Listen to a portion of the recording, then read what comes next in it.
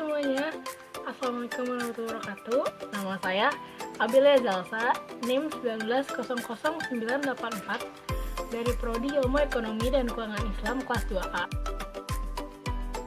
Jadi COVID-19 atau Corona, seperti yang udah kita semua tahu, adalah sebuah virus yang menyerang paru-paru yang telah dinyatakan sebagai sebuah pandemi global oleh WHO.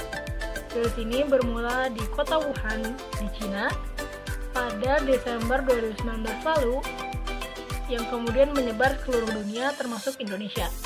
Di Indonesia sendiri, virus ini baru mulai ramai dan menjadi darurat sejak Februari 2020 kemarin. Akibat dari darurat corona ini, akhirnya jadi banyak orang-orang yang menimbun masker dan menjualnya dalam harga tidak masuk akal. Kemudian ada yang membeli bahkan sampai membuat sanitizer dan disinfektan dalam jumlah besar. Lalu ada juga yang menyetok penambah imun dalam jumlah yang tidak sedikit juga, yang semuanya dapat kita simpulkan sebagai sebuah bentuk panic buying. Selain hal-hal yang baru saja disebutkan, menurut saya ada satu hal atau satu bisnis yang paling terpengaruh oleh panic buying atau berbelanja dengan panik ini, yaitu adalah kebutuhan pangan pokok, ya, bisnis sembako. Kita mulai dari strength atau kekuatan dari bisnis kebutuhan pangan pokok di tengah pandemi COVID-19 ini. Yang pertama itu adalah penjual bisa menekan dan mengontrol harga jual produknya sendiri. Karena sekarang semua orang butuh, semua konsumen butuh, mau ketika harganya sedikit berubah dari harga normal pun mereka pasti akan tetap membelinya, gitu. Terus yang kedua adalah bisa dijalankan dalam bentuk online untuk mempermudah pemasaran dan pendistribusian. Jadi untuk konsumen-konsumen yang tidak bisa pergi ke pasar atau ke supermarket, mereka sangat bisa untuk memesan kebutuhan pangan pokok ini lewat internet. Berikutnya adalah weakness atau kelemahan dari bisnis ini.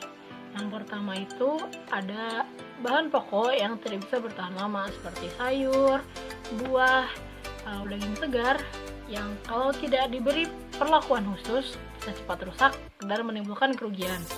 Kemudian berikutnya ada stok produk populer yang terbatas, misalkan mungkin kornet atau sarden, di mana ketika banyak konsumen yang mencari, maka pesaing pun akan menyetok produk-produk tersebut, sehingga persaingan semakin tinggi dan timbullah sebuah keterbatasan. Oke, berikutnya kita ada opportunity atau kesempatan dari bisnis ini, yaitu adalah target pasarnya yang semakin luas. Kenapa? Karena lebih banyak orang yang berbelanja, artinya lebih banyak orang yang membutuhkan. Berarti konsumen yang bisa kita raih, yang bisa kita capai juga semakin luas. Yang terakhir adalah split atau ancamannya. Yang pertama adalah restoran.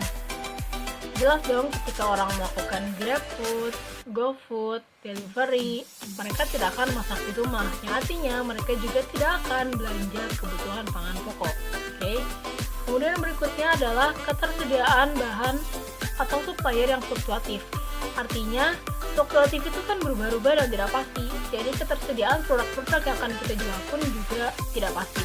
Dan yang terakhir ada ketidakstabilan daya beli konsumen.